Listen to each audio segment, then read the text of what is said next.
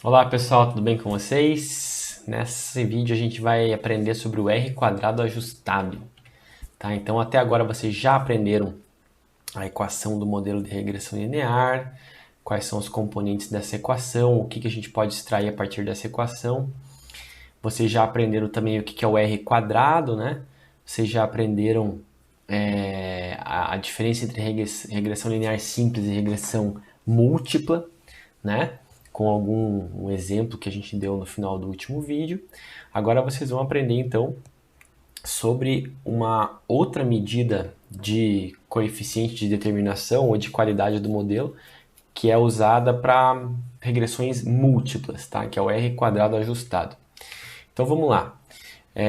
Você já sabe que o R quadrado, né, pessoal, ele mede a quantidade de variabilidade total dos dados que foi explicada pelo modelo. Né? Isso já está bem claro, ali é um valor entre 0 e 1, que dá essa proporção de variabilidade total que foi explicada pelo modelo. Alguns pesquisadores também usam o termo a proporção do fenômeno estudado que foi explicado pelo modelo, que foi capturada pelo modelo. Tá? Então, todo aquele fenômeno que está sendo estudado, que é a variável alvo, né? O modelo conseguiu explicar esse percentual deste fenômeno. Assim. Mas o termo mais correto é a quantidade de variabilidade que ele capturou. Tá? Bom, regressões múltiplas elas são sempre melhores que as simples. Tá? Em que sentido? Porque cada vez que você adiciona uma variável a mais para explicar aquele efeito, né? O poder explicativo, ou seja, o R quadrado do modelo, ele melhora. Tá? Ele nunca vai diminuir, ele sempre vai ou melhorar ou permanecer a mesma coisa à medida que você coloca mais variáveis no modelo de regressão múltipla. Tá? Então, no pior dos casos, o R quadrado ele não vai mudar com a adição da variável. Tá? Bom, disso, o que vocês podem perguntar daí? Geralmente, qual é a pergunta que vem? Bom, então, se eu estou estudando algum tipo de fenômeno lá, eu vou colocar o máximo possível de variáveis independentes que eu puder, porque sempre vai melhorar a quantidade de variabilidade que esse modelo vai capturar, né? Ou seja, o R quadrado. Né? Então a gente tem que inserir o maior número de variáveis possíveis? A resposta curta é não, tá, pessoal? E aqui eu até convido vocês a refletirem e a gente criar uma argumentação e fazer uma discussão aí em cima disso, tá? Porque isso é uma escolha bem sensível de fazer e passível de muita discussão, tá? Bom, primeira coisa que a gente tem que ter bem entendida, tá? A escolha das variáveis, quais variáveis adicionar no modelo, ela deve ser feita com muito cuidado, tá? Seguindo fundamentos teóricos ou hipóteses pré-estabelecidas. Então, o que eu quero dizer com isso, tá? Quando a gente descobre um problema de dados que a gente quer estudar, um fenômeno que a gente quer estudar, a gente nunca vai partir do zero, tá, pessoal? A gente tem que criar alguns critérios na nossa cabeça para selecionar quais variáveis vão compor esse modelo, tá? Baseado em que tem que ser essa escolha, tá? Ela pode ser meramente exploratória, tá? Aí no sentido que a gente pode fazer algumas análises, por exemplo, uma análise de correlação anterior ou uma análise descritiva ali dos dados para tentar entender quais variáveis possivelmente têm efeito sobre esse fenômeno que a gente está estudando, tá? E aí inserir essas variáveis no modelo. Quando é que a gente faz isso? Quando a gente não tem muita noção do que pode ter efeito sobre aquela variável alvo. Tá? Quando a gente não sabe, ou ninguém estudou isso até hoje, é uma coisa completamente nova, a gente pode partir desse princípio mais exploratório. Tá? Mas geralmente o que acontece é o seguinte, você pensar, né, sobre o que faz sentido lógico estar dentro do modelo. Então, se a gente está estudando preço de imóveis, a gente não vai colocar lá clima como variável independente, porque não faz sentido, tá? A gente vai colocar coisas que teoricamente já fazem sentido influenciar o preço. Tá? E você pode trazer isso da literatura, você pode estudar, você pode ler artigos que já pesquisaram o preço de imóveis, ver o que eles usaram, o que autores anteriores escreveram sobre isso, o que na tua empresa que está trabalhando, como é que esse problema já foi abordado anteriormente, fazer reuniões com as pessoas envolvidas ali, as partes interessadas nesse projeto de ciência de dados, para entender o que eles acham que tem influência. E aí a gente vai colocando com cuidado essas variáveis adicionais no modelo, tá? Então isso é muito importante vocês terem na cabeça, tá? Porque senão não faria sentido nem ter a regressão linear, né? Ela não teria nem sentido se a gente pode simplesmente adicionar lá 1000 variáveis, né? E vai ficar aquele modelo monstruoso, completamente sem sentido, assim, e sem valor prático, né? Então, a gente sempre precisa tentar maximizar o poder de explicação do modelo, deixando ele o mais enxuto, mais simples possível, tá? Com menos variáveis independentes possível, de forma que aquele fenômeno seja explicado com poucas variáveis que façam sentido teórico, tá? Então isso é muito importante mesmo, de vocês fixarem na cabeça de vocês, tá? Então, adicionar variáveis que sejam irrelevantes ao problema piora o valor desse modelo, tá? Para você generalizar ele fica pior, para você comunicar ele fica pior, e não faz sentido, tá?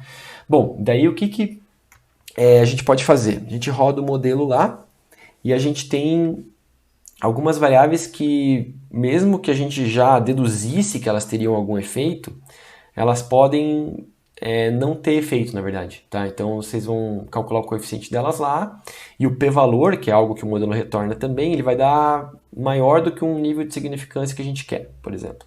E aí a gente conclui que aquela variável não tem efeito sobre a variável dependente que a gente está estudando. A gente pode retirar ela e rodar o modelo novamente sem ela, tá? Ou a gente pode manter ela também, tá? Qual que é a diferença dos dois cenários, geralmente? Se a gente está querendo criar um modelo, tá? Que explique, que a gente vai usar para, basicamente, se a gente vai usar ele para prever novos casos, tá? Se a gente quer simplesmente melhorar a acurácia, deixar o modelo com a maior acurácia possível, a gente vai usar esse modelo para fazer previsões, tá? Aí a gente não precisa manter essas variáveis irrelevantes no modelo, tá?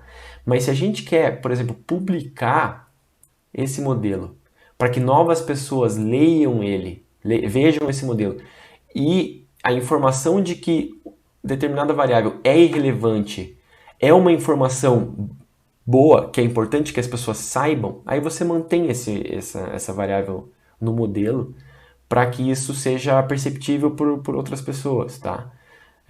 Então, do ponto de vista de pesquisa, geralmente variáveis que não sejam significantes no modelo, mas que tenham uma relevância teórica por trás, a gente mantém, tá? Mas se o nosso objetivo é simplesmente criar um modelo enxuto que explique uma determinada variável dependente, que a gente vai usar esse modelo para criar previsões, aí essa variável relevante já não vai fazer muita diferença ela tá ali ou não, então a gente retira ela para deixar o modelo mais enxuto, tá? Essa é uma regrinha assim que funciona, tá? Que funciona. Geralmente em machine learning vocês vão ter o costume de retirar essa variável, tá? Porque machine learning tem o objetivo principal de realizar previsões sobre os dados, né? Sobre novos dados, enfim. Então, não tem sentido você deixar uma variável ali que só atrapalha, na verdade, né? Uma pequena exceção que tem é se nós estivéssemos lidando com variáveis de controle, tá, pessoal? Se a gente estivesse lidando com variáveis de controle, ou seja, tudo aquilo que a gente quer controlar, né, como a gente viu lá no módulo de fundamentos, né, tudo aquilo cujos efeitos a gente quer anular, que é aquele exemplo que eu dei lá da temperatura e do uso de sunga, lembra? O uso de sunga está correlacionado com o uso de protetor solar, né? Então, para a gente estudar a causa, o quanto a temperatura impacta no uso de protetor solar, a gente tem que manter... Desculpa. Para a gente estudar o efeito do uso de sunga sobre o uso de protetor solar, né, para a gente não cair no erro de achar que tem influência uma coisa sobre a outra, a gente tem que colocar o fator de controle, que é a temperatura ambiente, né? Então, se for um fator de controle, aí ele tem que ficar mesmo que ele não tenha significância ali, não tenha nenhum efeito sobre a variável dependente, mas é importante que ele tenha, porque a retirada dele vai alterar os demais efeitos das outras variáveis, tá? Então ele fica nesse caso, tá? Então, isso como vocês veem, isso é relativamente complexo, né? E é importante que vocês saibam, então, essas lições aí, né? Não sair adicionando variável que nem louco ali, né? Não é legal, é só o que tem sentido, né? E aí as que não tem sentido você tem que avaliar se aquilo tem algum valor de permanecer ali ou se simplesmente não é nem variável de controle e não agrega nada para alguma previsão, aí eu retiro aquela variável, tá bom?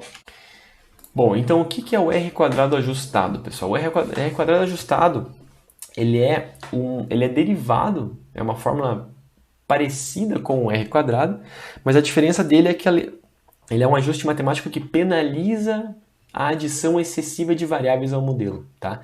Então, se você for adicionando variáveis irrelevantes ao modelo, o R quadrado ajustado ele vai levar isso em consideração na hora dele formar o número dele, tá? Então, ele sempre vai ser menor ou igual o R quadrado, tá? O R quadrado ajustado sempre vai ser menor ou igual ao R quadrado normal, tradicional, tá?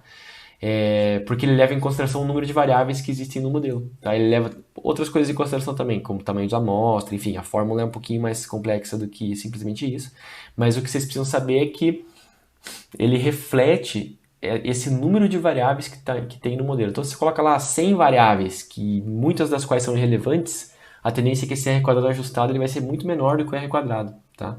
Justamente por levar em consideração isso, tá? Bom, para que ele é usado também? A gente consegue comparar modelos, tá? A gente consegue comparar a qualidade de modelos, desde que eles possuam exatamente a mesma variável dependente, isso é muito importante, tá? Se é preço de imóvel, a gente tem que comparar dois modelos que também têm a mesma variável, tá? Como variável dependente, e os mesmos dados, ou seja, a mesma amostra, tá? Mas só variáveis independentes diferentes. Aí a gente vê qual modelo que tem a melhor qualidade com base no R quadrado ajustado, tá? Isso é bem importante vocês entenderem também. Ok, pessoal? Entendido o R quadrado ajustado? Então, era isso para esse vídeo. Até o próximo. Tchau, tchau.